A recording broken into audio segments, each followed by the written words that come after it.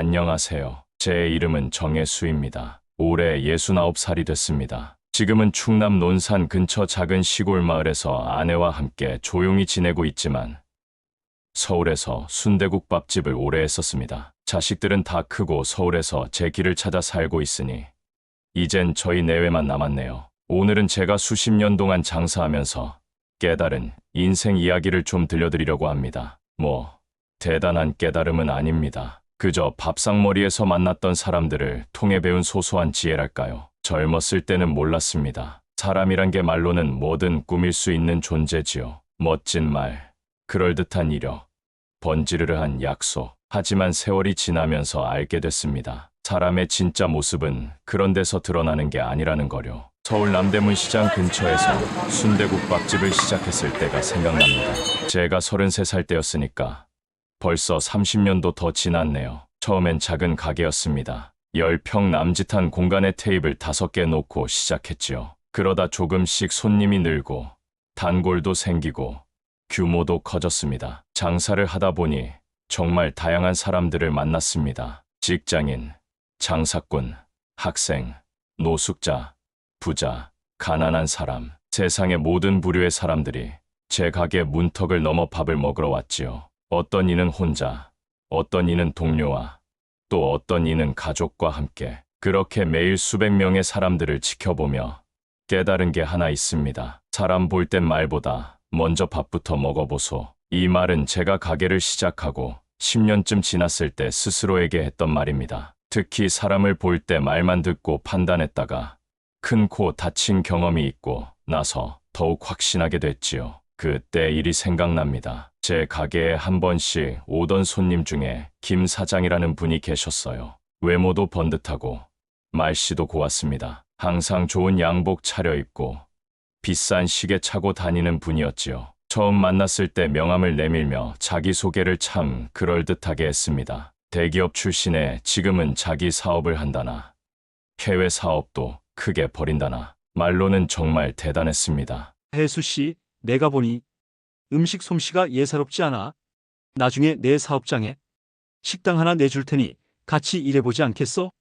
그렇게 말하며 자주 찾아왔습니다. 솔직히 처음엔 제 가슴이 좀 뛰었습니다. 그 당시 저는 가게를 더 크게 키우고 싶은 욕심이 있었거든요. 그런데 그 김 사장이라는 분을 몇 번 더 지켜보면서 마음이 바뀌었습니다. 어느 날 점심시간, 그 분이 동료들과 함께 왔습니다. 제 가게는 워낙 바쁜 시간대라 음식이 조금 늦게 나갔지요. 그런데 그 순간 김 사장의 표정이 확 변했습니다. 종업원에게 큰 소리로 화를 내고 반말을 섞어가며 음식을 재촉했지요. 게다가 음식이 나오자 밥그릇을 거칠게 잡아당기며 불평을 늘어놓았습니다. 가게 주인인 저에게는 여전히 웃는 얼굴이었지만 종업원들에게는 완전히 다른 사람이 되어 있었습니다. 그 모습을 보는 순간 제 마음속에서 뭔가가 딱 하고 결정됐습니다.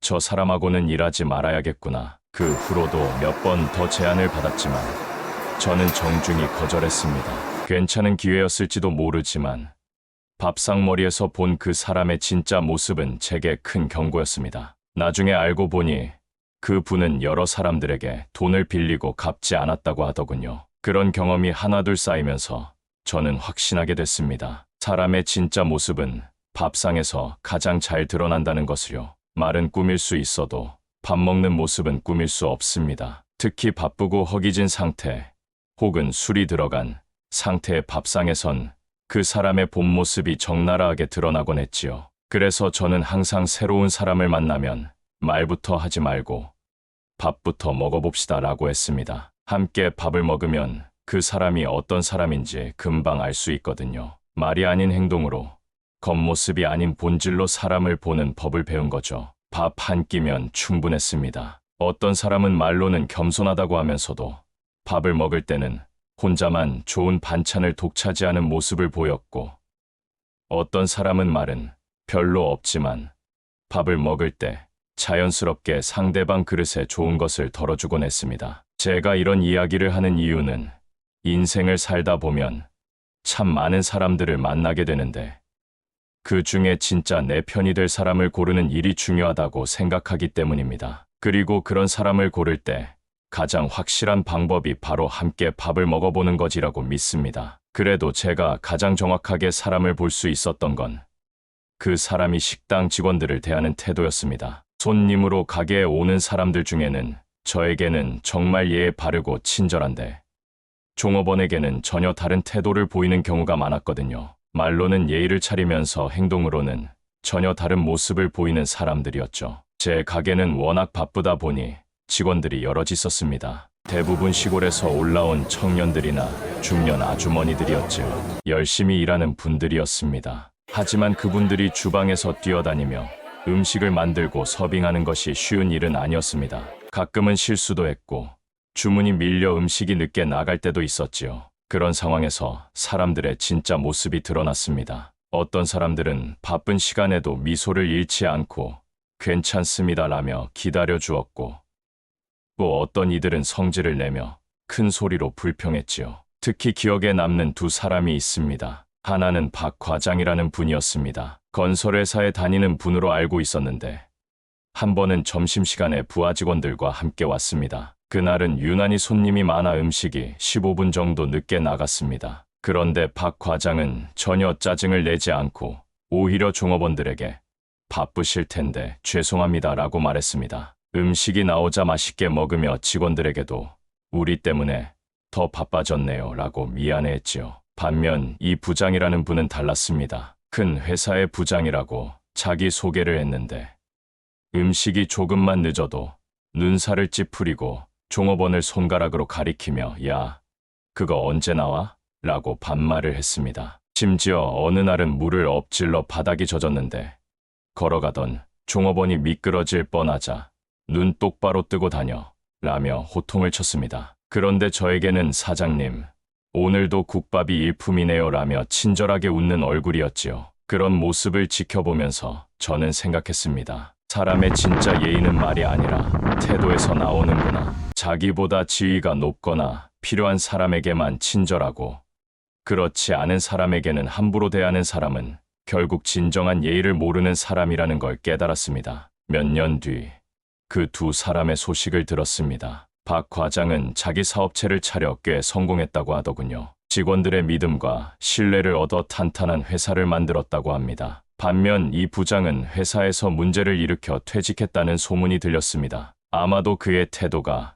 결국 자신의 발목을 잡은 게 아닌가 싶었습니다. 제 가게에는 정부 기관이나 대기업에서 온 손님들도 꽤 있었습니다. 그 중에서도 기억에 남는 사람이 있는데 중앙부처의 고위 공무원이었던 정 국장이란 분입니다. 그분은 항상 혼자 오셨는데 종업원들에게 정말 정중하게 대했습니다. 수고하십니다. 감사합니다라는 말을 항상 잊지 않았고 음식을 기다릴 때도 조급해하지 않았죠. 어느 날 제가 용기를 내물었습니다. 국장님, 다른 손님들은 종종 직원들에게 짜증을 내는데 어떻게 항상 그렇게 잘 대해주시나요? 그러자 정 국장님은 이렇게 말씀하셨습니다. 혜수 씨, 내가 어릴 때 우리 아버지가 해주신 말씀이 있어요. 밥상머리에서 예의 없이 행동하는 사람은 집에서도 아내에게 소리 지르는 사람이고 직장에서도 부하 직원을 함부로 대하는 사람이다. 그 말씀이 평생 가슴에 새겨졌습니다. 그 말을 듣고 저는 깊이 공감했습니다. 힘없는 사람, 자신에게 직접적인 이득을 주지 않는 사람을 대하는 태도야말로 그 사람의 진짜 인격을 보여주는 거울이라는 생각이 들었지요. 서빙하는 직원, 청소하는 아주머니, 주차관리 아저씨, 그런 분들에게 보이는 태도가 결국 그 사람의 진짜 모습이라는 것을요. 그 후로 저는 사업 파트너나 가게 거래처를 선택할 때도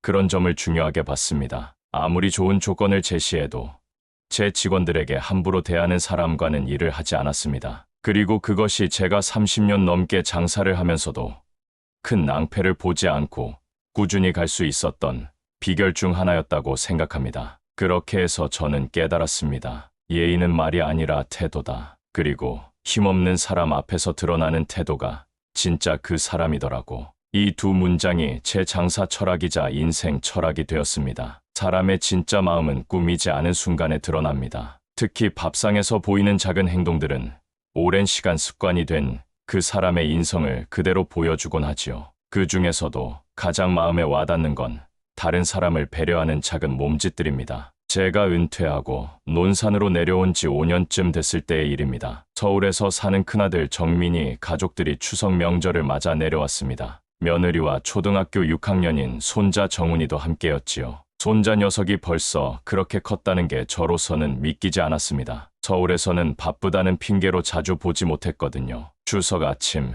차례를 지내고 모두 둘러앉아 점심을 먹고 있었습니다. 손자 정훈이가 문득 할머니를 보더니 수저를 들어 할머니 그릇에 갈비찜 한 점을 집어 올려주는 겁니다. 그러면서 할머니, 이거 엄청 맛있어요. 한번 드셔보세요 라고 말했지요. 아내는 깜짝 놀라면서도 기쁜 얼굴로 손자를 바라봤습니다. 정훈이는 계속해서 할머니가 만드신 음식 정말 맛있어요. 서울에서는 이런 맛 못 느껴요 라고 칭찬을 이어갔습니다. 밥을 먹는 내내 정훈이는 할머니의 물잔이 비면 물을 따라주고 반찬이 부족하면 더 가져다 놓았습니다. 그 모습을 보면서 저는 문득 가슴이 뭉클해졌습니다. 그 어린 나이에 그런 배려심을 보인다는 것이 놀라웠거든요. 식사가 끝나고 정훈이가 화장실에 간 사이 저는 아들에게 물었습니다. 정민아, 정훈이가 어쩌면 그렇게 어른을 배려할 줄 아니? 요즘 아이들은 핸드폰만 보고 어른들은 신경도 안 쓴다던데. 그러자 아들이 웃으며 대답했습니다. 아버지, 사실 정훈이가 원래 그런 아이는 아니었어요. 그런데 작년에 제가 아이를 데리고 회사 회식에 간 적이 있었는데 그때 우리 회사 김 이사님이 어르신들 그릇에 음식을 먼저 덜어드리고 물도 따라드리는 모습을 봤나 봐요. 집에 와서 아빠, 그 아저씨는 왜 그렇게 다른 사람들한테 잘해줘? 라고 물어보더라고요. 아들은 계속 이야기했습니다. 그래서 제가 말했죠. 사람은 자기만 생각하는 게 아니라 다른 사람도 배려해야 한다고요. 그러니까 정훈이가 그럼 나도 할아버지, 할머니한테 그렇게 해야겠다고 말하더니 그 뒤로 자기가 먼저 어른들 음식을 챙기고 물도 따라주는 습관이 생겼어요. 저는 그 말을 듣고 감동을 받았습니다. 한 사람의 좋은 행동이 다른 사람에게 영향을 미치고 또 그것이 우리 손자에게까지 이어진 것이니까요. 제가 식당을 할 때도 비슷한 경험이 있었습니다. 한 테이블에서 누군가 다른 사람을 배려하는 모습을 보이면 그 주변 사람들도 자연스럽게 그런 행동을 따라하는 경우가 많았지요. 그날 저녁 손자 정훈이와 마당에 앉아 별을 보면서 이야기를 나눴습니다. 정훈아, 할아버지가 물어볼 게 있구나. 내가 오늘 할머니한테 갈비찜도 집어주고 물도 따라주고 그랬잖니. 그런 행동을 어디서 배웠니? 정훈이는 천진난만한 얼굴로 대답했습니다. 아빠 회사 아저씨요. 근데 할아버지, 그런 행동이 뭐가 특별한가요? 당연한 거 아니에요? 저는 손자의 머리를 쓰다듬으며 말했습니다. 그래, 당연한 거야. 하지만 많은 사람들이 당연한 걸 잊고 살아. 할아버지가 식당을 했을 때 수많은 사람들을 봤는데 정말 좋은 사람은 밥상에서 다른 사람을 배려하는 사람이었단다. 정훈이가 궁금한 듯 물었습니다. 할아버지, 어떤 사람이 좋은 사람인지 어떻게 알아요? 저는 잠시 생각하다가 대답했습니다. 밥을 먹을 때 자기 것만 챙기는 사람은 인생에서도 자기만 생각하는 경우가 많아. 반면에 다른 사람 그릇에 좋은 반찬을 먼저 담아주는 사람은 세상을 살면서도 남을 배려할 줄 아는 사람이지. 정훈이는 오늘 할머니를 배려하는 모습을 보여줬으니 정말 좋은 사람이 될 거야. 정훈이는 그 말을 듣고 환하게 웃었습니다. 그리고 이렇게 말했죠. 할아버지, 저도 나중에 할아버지처럼 식당 하고 싶어요. 그래서 사람들 밥상 보면서 좋은 사람 알아보는 거요. 그 순간 저는 가슴이 뭉클했습니다. 제가 30년 넘게 식당을 하면서 깨달은 지혜가 이렇게 손자에게까지 이어진다는 게 감동이었거든요. 식당을 하면서 정말 다양한 사람들의 밥상 위 배려를 받습니다. 어떤 사람은 항상 자기가 먼저 음식을 덜기 전에 드세요라며 다른 사람을 챙겼고, 어떤 사람은 좋은 반찬이 나오면 이거 정말 맛있네요 라며 다른 사람들에게 권했습니다. 또 어떤 사람은 밥을 먹다가도 종업원이 무거운 것을 들고 오면 자리에서 일어나 도와주곤 했지요. 그런 사소한 행동들이 모여 그 사람의 인격을 만든다고 생각합니다. 젓가락 하나 건네주는 모습, 물 한 잔 따라주는 행동, 반찬 하나 덜어주는 손짓, 그런 작은 배려가 쌓이고 쌓여서 결국 큰 사람이 되는 거라고 믿습니다. 제가 가게를 그만둘 때쯤 30년 가까이 단골이었던 최 교수님이라는 분이 찾아오셨습니다. 대학 교수로 은퇴하신 분이었는데 제게 이런 말씀을 하셨습니다. 혜수 씨, 내가 오랫동안 이 가게를 다녔는데 사실 음식 맛도 좋았지만 혜수 씨가 손님들에게 보여준 작은 배려들이 더 좋았어요. 김치가 떨어지면 말하기 전에 채워주고 국물이 식으면 새 국물을 갖다 주고 그런 작은 배려가 이 가게의 진짜 맛이었습니다. 저는 그때 깨달았습니다. 진짜 배려는 꾸미지 않아도 밥상에서 자연스럽게 다 보인다는 것을요. 그리고 그런 배려가 결국 사람과 사람 사이에 진정한 관계를 만든다는 것도 말입니다. 지금도 저는 아내와 밥을 먹을 때면 아내의 그릇에 좋은 반찬을 먼저 올려놓습니다. 아내도 마찬가지고요. 우리는 말로 사랑해라고 하지 않아도 그런 작은 행동들로 서로의 마음을 확인합니다. 진심은 말이 아니라 행동으로 드러나는 법이니까요. 음식을 만들어 본 사람이라면 알 겁니다. 한 끼 식사를 준비하는 데 들어가는 정성과 노력을요. 재료를 손질하고 양념을 맞추고 불 앞에서 서서 조리하는 과정은 결코 간단하지 않습니다. 특히 여러 사람의 식사를 준비하는 일은 더욱 그렇지요. 그래서 음식을 먹은 후에 잘 먹었습니다. 정말 맛있어요 라는 말 한마디는 단순한 인사가 아닙니다. 그것은 상대방의 정성과 노력을 인정하고 감사하는 마음의 표현이지요. 제가 식당을 하면서 매일 수백 명의 손님을 만났습니다. 그 중에는 음식을 다 먹고 나서 사장님, 오늘도 정말 맛있게 잘 먹었습니다 라고 인사하고 가는 분들이 있었고, 반면에 말없이 그냥 일어나 가는 분들도 있었지요. 처음에는 그런 차이가 그저 성격이나 말버릇 때문이라고 생각했습니다. 하지만 시간이 지나면서 깨달았습니다. 식사 후에 감사 인사를 하는 습관은 단순한 예절을 넘어 그 사람의 인생 태도를 보여준다는 것을요. 제 가게에는 노부부가 자주 오셨는데 그분들은 항상 음식이 나오면 서로에게 자, 어서 드세요라고 권하고 식사를 마치면 저에게 사장님, 늘 건강한 음식 감사합니다 라고 인사하셨습니다. 80이 넘은 나이에도 서로에게 그리고 다른 사람들에게 감사를 표현하는 그분들의 모습은 제게 큰 가르침이었습니다. 한 번은 제가 그 할아버지께 여쭤봤습니다. 할아버지, 어르신들은 어떻게 항상 그렇게 감사하는 마음을 갖고 계신가요? 그러자 할아버지께서 이렇게 대답하셨습니다. 사장님, 우리가 살아온 세월에 비하면 고마운 일이 고맙지 않은 일보다 훨씬 많았소. 젊었을 때는 그걸 몰랐는데 나이 들수록 하루하루가 한 끼 한 끼가 얼마나 감사한 일인지 알게 되는 거요. 사람이 감사할 줄 모르면 결국 혼자 남게 된다오. 그 말씀이 제 가슴에 깊이 와닿았습니다. 감사란 단순한 예의가 아니라 삶의 태도이자 지혜라는 것을요. 누군가의 노력과 정성을 알아보고 그것에 감사할 줄 아는 사람은 결국 풍요로운 관계를 맺게 된다는 사실을 말입니다. 지금 생각해보면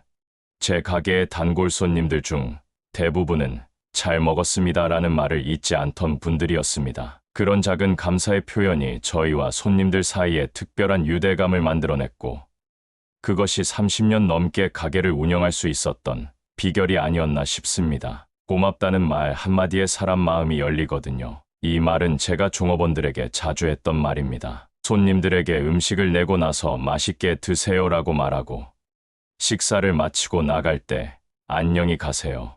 감사합니다라고 인사하라고 가르쳤지요. 그런 작은 말 한마디가 결국 사람과 사람 사이의 벽을 허물고 따뜻한 관계를 만든다고 믿었기 때문입니다. 식당을 하면서 깨달은 것 중 하나는 감사할 줄 아는 사람들은 대체로 삶에서도 행복해 보인다는 것이었습니다. 작은 것에도 감사하고 기뻐하는 사람들은 어려운 상황에서도 긍정적인 면을 찾아내는 힘이 있는 것 같았습니다. 결국 감사란 단순한 말이 아니라 삶을 바라보는 태도이고 그 태도는 밥상에서 자연스럽게 드러난다고 생각합니다. 식사에 담긴 정성을 알아보고 감사할 줄 아는 사람은 인생의 다른 영역에서도 풍요로움을 발견할 수 있는 사람이라고요. 사람은 밥을 먹으면서 이야기를 나눕니다. 예로부터 식사는 침묵하며 한다는 가르침도 있었지만 저는 밥상에서 나누는 대화야말로 사람과 사람 사이의 관계를 가장 잘 보여준다고 생각합니다. 누구와 먹느냐도 중요하지만 어떻게 대화하느냐가 더 중요하지요. 제가 식당을 하면서 30년 동안 지켜본 결과 밥상에서의 대화 방식은 그 가족이나 모임의 관계를 그대로 반영했습니다. 서로 눈을 마주치며 이야기하는 가족은 화목했고, 각자 핸드폰만 보거나 말없이 먹는 가족은 어딘가 서먹했습니다. 회사 동료들도 마찬가지였지요. 서로 웃으며 대화하는 팀은 분위기가 좋았고, 한 사람만 일방적으로 말하는 팀은 뭔가 불편해 보였습니다. 밥상에서의 대화는 단순히 말을 주고받는 게 아닙니다. 서로의 눈을 바라보고, 상대방의 이야기에 귀 기울이고, 공감하고, 웃음을 나누는 과정이지요. 그런 소통 없이는 진정한 관계를 맺기 어렵습니다. 저희 집에서도 밥상머리 대화를 중요하게 여겼습니다. 아이들이 어릴 때는 오늘 학교에서 무슨 일이 있었니? 라고 물으면서 하루를 시작했고, 저녁에는 오늘 가장 좋았던 일은 뭐니? 라고 물으며 하루를 마무리했지요. 그렇게 대화하며 자란 아이들은 지금도 가족 모임에서 활발하게 이야기를 나눕니다. 지금 생각해보면 그런 밥상머리 대화가 우리 가족을 더 단단하게 만들어 주었다고 생각합니다. 힘든 일이 있을 때도 밥상에서 나누는 대화를 통해 서로를 이해하고 위로할 수 있었으니까요. 최근에는 스마트폰이 밥상머리 대화를 방해하는 경우가 많아졌습니다. 함께 앉아 있어도 각자 자신의 화면에만 집중하다 보니 진정한 소통이 이루어지지 않는 거지요. 그래서 몇몇 가족들은 식사 시간에 핸드폰 금지 규칙을 만들기도 합니다. 현명한 선택이라고 생각합니다. 도시에서는 각자 바쁘게 살다 보니 그런 시간을 갖기 어렵겠지만, 그래도 하루에 한 끼만이라도 가족들과 핸드폰 없이 대화하는 시간을 가졌으면 좋겠습니다. 밥상에서 눈을 마주치고 이야기를 나누는 그 시간이 결국 가정의 화목과 직장의 분위기, 그리고 사회의 소통 문화를 만들어간다고 믿기 때문입니다. 밥상에서 소통 못하는 사람은 어디서든 결국 혼자 먹게 되더라고. 이 말은 제가 오랜 관찰을 통해 내린 결론이자 후대에 전하고 싶은 지혜입니다. 함께 밥을 먹는다는 것은 단순히 음식을 나누는 것을 넘어 마음과 이야기를 나누는 귀중한 시간이니까요. 인생을 살다 보면 참 많은 사람들을 만납니다. 어떤 사람은 수십 년을 알고 지내도 정확히 어떤 사람인지 알기 어렵고, 또 어떤 사람은 짧은 만남에도 그 사람의 됨됨이가 확 드러나기도 합니다. 제가 30년 넘게 식당을 하면서 내린 결론은 밥상에서 사람의 진면목이 가장 잘 드러난다는 것입니다. 그래서 저는 말합니다. 밥상은 거짓말을 하지 않는다. 바쁘게 돌아가는 식당에서 일하다 보면 손님들의 다양한 모습을 볼 수 있습니다. 그 중에는 첫 만남에 다시는 보고 싶지 않다고 느끼는 사람도 있고, 수십 년을 알아도 여전히 모르겠다는 생각이 드는 사람도 있습니다. 그런데 그런 느낌은 대부분 밥상에서의 행동에서 비롯됩니다. 특히 기억에 남는 손님이 있습니다. 어느 날 고급 양복을 차려입은 중년 남성이 가게에 들어왔습니다. 첫인상은 정말 좋았습니다. 깔끔한 외모에 예의 바른 말투, 직원들에게도 공손했지요. 하지만 음식이 나오자 그의 모습이 달라졌습니다. 젓가락으로 음식을 휘저으며 탐색하더니 마음에 들지 않는다는 듯 인상을 찌푸렸습니다. 국물을 한 숟가락 떠서 맛을 본 후에는 소금을 엄청나게 넣고 고춧가루도 한 주먹 넣었지요. 그리고는 종업원을 불러 이 음식 너무 싱거워요. 제대로 좀 하세요 라고 말했습니다. 처음에 공손한 태도는 온데간데 없고 완전히 다른 사람이 된 것 같았습니다. 그런데 그보다 더 놀라운 건 음식을 거의 다 먹은 후에 갑자기 이건 돈 낼 가치도 없네요 라며 계산을 거부한 것이었습니다. 그날 저는 생각했습니다. 아, 이 사람은 겉모습과 속이 완전히 다르구나. 그리고 그 후로 몇 번 더 그런 행동을 반복하는 것을 보고 결국 저희 가게에 출입 금지를 시켰습니다. 나중에 알고 보니 그 사람은 주변 식당에서도 비슷한 수법으로 계산을 피하고 다녔다고 합니다. 반면 평범해 보이는 옷차림의 말수도 적었던 한 노인 손님이 있었습니다. 그분은 매주 한 번씩 오셨는데 항상 조용히 음식을 먹고 가셨습니다. 그런데 그분의 식사 방식이 참 인상적이었습니다. 음식을 남기지 않고 끝까지 깨끗이 드셨고 항상 종업원들에게 수고하십니다라고 인사하셨지요. 숟가락과 젓가락을 정리해서 놓는 모습까지도 정갈했습니다. 어느 날 그분이 가게를 나가신 후 한 종업원이 저분이 우리 동네에서 사람 좋기로 유명해요. 인정도 많고 친절한 사람이래요. 남몰래 어려운 사람들을 많이 도와주신대요 라고 말했습니다. 저는 별로 놀랍지 않았습니다. 밥상에서 보여주신 그분의 모습이 이미 그런 인품을 말해주고 있었으니까요. 숟가락질 하나에 인생이 담긴다. 이 말은 제가 오랜 관찰을 통해 내린 결론입니다. 사람이 어떻게 밥을 먹느냐, 어떻게 수저를 다루느냐, 그 작은 행동에 그 사람의 전체 인생이 압축되어 있다고 믿습니다. 급하게 밥을 먹는 사람은 대체로 인생도 급하게 살고, 여유 있게 음식을 음미하는 사람은 삶의 여유를 아는 사람인 경우가 많았습니다. 또한 밥알 하나까지 소중히 여기는 사람은 자원을 아끼고 감사할 줄 아는 사람이었고, 음식을 함부로 대하는 사람은 다른 것들도 쉽게 낭비하는 경향이 있었지요. 제 가게에는 두 친구가 자주 왔습니다. 같은 대학을 나와 같은 회사에 다니는 동기라고 했지요. 그런데 그들의 식사 방식은 완전히 달랐습니다. 한 사람은 음식이 나오면 차분하게 먹기 시작하고, 다른 사람은 항상 허겁지겁 먹었습니다. 그리고 항상 먼저 먹는 사람이 계산도 먼저 하려고 했지요.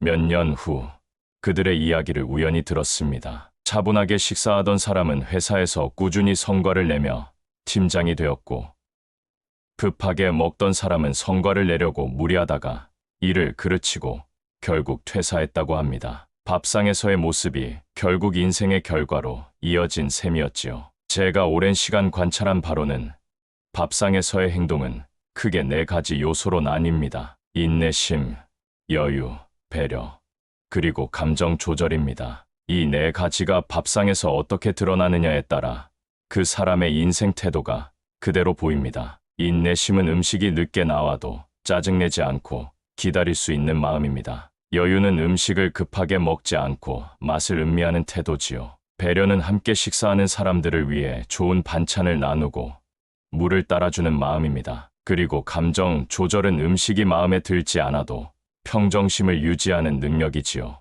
이 4가지 요소가 밥상에서 조화를 이루는 사람은 인생에서도 대체로 균형 잡힌 모습을 보였습니다. 반면 어느 한 가지라도 부족한 사람은 그에 해당하는 삶의 영역에서도 어려움을 겪는 경우가 많았지요. 저는 평소에도 이런 관찰을 바탕으로 사람을 판단하곤 했습니다. 사업 파트너를 고를 때도, 중요한 거래처를 결정할 때도 함께 식사를 하며 그 사람의 밥상 매너를 지켜보았지요. 그리고 그렇게 내린 판단은 거의 틀린 적이 없었습니다. 밥상은 작은 인생이다. 이 말은 제가 자주 하는 말입니다. 밥상이라는 작은 공간에서 펼쳐지는 행동들이 그 사람의 전체 인생을 압축해서 보여준다는 뜻이지요. 식사 시간은 짧지만 그 안에서 드러나는 성격과 태도는 평생 동안 쌓인 습관과 가치관의 결과입니다. 이제 저는 나이가 들어 식당을 접고 시골로 내려왔습니다. 하지만 지금도 누군가를 만나면 함께 밥을 먹어보고 싶은 마음이 듭니다. 그 사람이 어떤 사람인지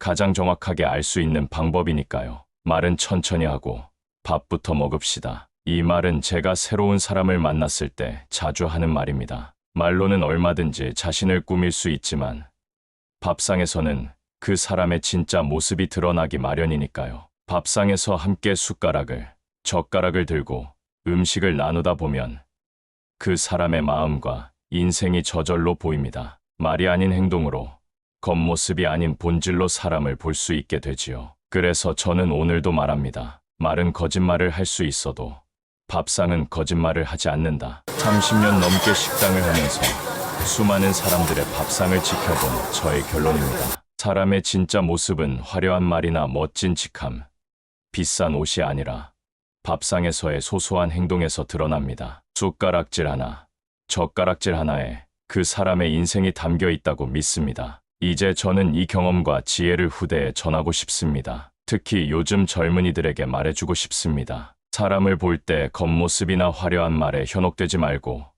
함께 밥을 먹어보라고요. 밥상에서 드러나는 그 사람의 진짜 모습을 보라고 말입니다. 그리고 자신의 밥상 매너도 돌아보라고 조언하고 싶습니다. 우리가 밥상에서 어떻게 행동하느냐가 결국 우리가 어떤 사람인지를 말해주니까요. 인내심을 갖고 여유를 찾고 배려하는 마음으로 감정을 조절하며 식사한다면 그런 태도는 분명 삶의 다른 영역에서도 빛을 발할 것입니다. 밥상은 작지만 사람을 가장 크게 비추는 거울입니다. 함께 밥을 먹는다는 건 단순한 식사를 넘어서 그 사람의 인격, 관계, 인생 태도를 함께 들여다보는 일입니다. 오늘도 저는 누군가를 진정으로 알고 싶다면 이렇게 권합니다. 말은 천천히 하고 밥부터 먹읍시다. 지금까지 이야기를 들어주셔서 고맙습니다. 밥 한 끼 속에 담긴 사람의 본성과 인생의 태도, 여러분도 공감하셨나요? 혹시 여러분도